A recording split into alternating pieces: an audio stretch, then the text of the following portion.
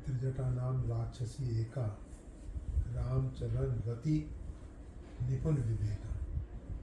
मतलब उसके पास दोनों विशेषताएं हैं। भगवान श्री राघवेंद्र के चरणों में प्रेम भी है, प्रेम के साथ साथ निपुण विवेका, सद और असद का उसको विवेक भी है। उसमें कुछ शब्द अपने आप में प्रवीण है, चतुर है। जिसके पास विवेक है, जैसे भले ही वो राक्षसी कही जा रही है, परंतु परमात्मा ने विवेक तो केवल मानव को ही दिया है। अगर राक्षसों के पास विवेक होता तो इस प्रकार से वो अधर्म के मार्ग में आगे नहीं बढ़ते। तो त्रिजटा जो है, भले ही राक्षस परिवार में जन्म ली हो, परंतु उसके संस्कार जो हैं मानवोचित संस्कार हैं, और उसके साथ साथ भगवान श्री राघवेंद्र के प्रति उसका जो प्रेम है, एक ही ऐसा सद्गुण है। अगर जीव परमात्मा के शरणापन्न हो जाता है तो जितने भी सद्गुण हैं वो सब उसके साथ अपने आप बिना बुलाए पहुंच जाएंगे, जितने सद्गुण हैं। तो त्रिजटा भगवान के चरणों का आश्रय ली है, और इसीलिए भगवती आदिशक्ति सीता जगदम्बा जी के इतना निकट पहुंच गई है। नहीं तो राक्षसियाँ तो बहुत थी वो, परंतु किसी का भी त्रिजटा जैसा भगवती के प्रति श्रद्धा प्रेम नहीं है। जैसे विभीषण की पुत्री जो है वो नित्य प्रति वहाँ भगवती सीता जी के पास आती है। ये वृंदावन है, अशोक वाटिका वृंदावन है, अर्थात उसमें पुरुषों का प्रवेश निषिद्ध है। उसमें केवल माताएं बहनें ही जा सकती हैं, विभीषण नहीं जा सकते थे।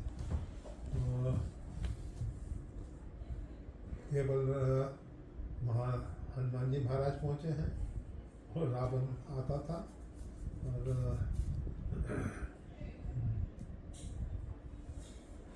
फिर जितने सब शेष राक्षसी हैं, उसके बाहर का जो परकोटा है, उस परकोटे की रक्षा के लिए फिर राक्षस जो हनुमान जी के साथ संघर्ष हुआ है अशोक वाटिका में। परंतु एक जो विशेष परिसर है वो तो वृंदावन के नाम से था, जो कोई दूसरा का प्रवेश था ही नहीं। तो ये जो त्रिजटा है, भगवती सीता जी कृष्णन शीश जटा एक वेणी, उनके बालों का मिलकर एक जटा बन गई थी, वेणी। जटा एक वेणी के रूप में, मतलब जैसे वेणी को फूलों की वेणी लगा देते हैं, इसी प्रकार से भगवती सीता जी के ऊपर शोभायमान थी। और ये जो त्रिजटा है, तीनों प्रकार की, मतलब जो जीवन में ये जटा क्या है, जंजाल है। और तीन प्रकार के जंजाल जो हैं, सुतेष्णा, वितेष्णा, लोकेष्णा, इनके द्वारा हमारी बुद्धि जो है मलिन होती है।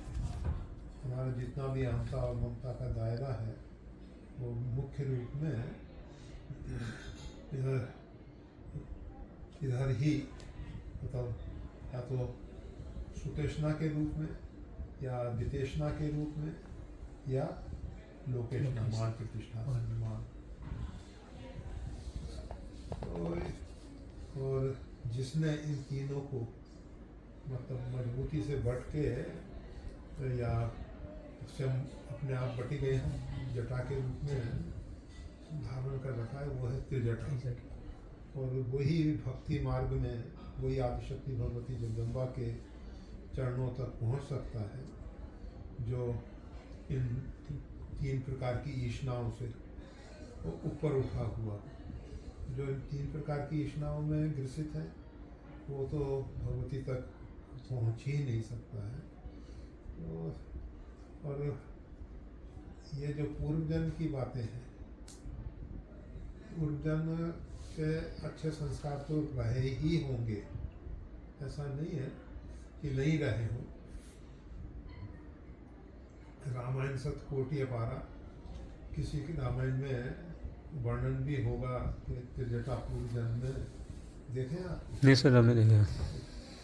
पूर्व जन्म में कहाँ किस किस प्रकार से, परंतु हम हमेशा एक बात कहा करते हैं कि अगर फल हमारे पास है तो उससे अनुमान हो जाता है, अनुमान और निश्चय दोनों, कि इसका बीज जो है वो कौन सा रहा होगा।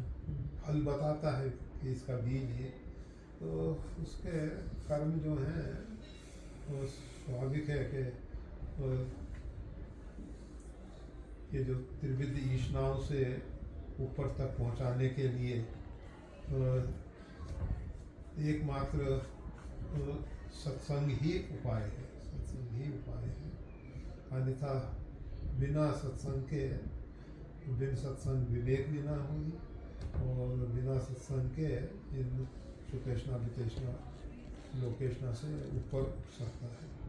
तो वो सत्संग में वही है।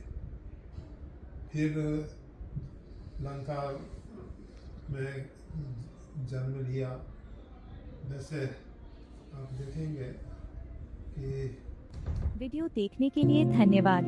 श्री गुरुदेव की वाणी का और ज्यादा लाभ लेने के लिए कृपया हमारे चैनल को लाइक और सब्सक्राइब करना ना भूलें। चैनल का लिंक डिस्क्रिप्शन बॉक्स में उपलब्ध है। जय श्री राम।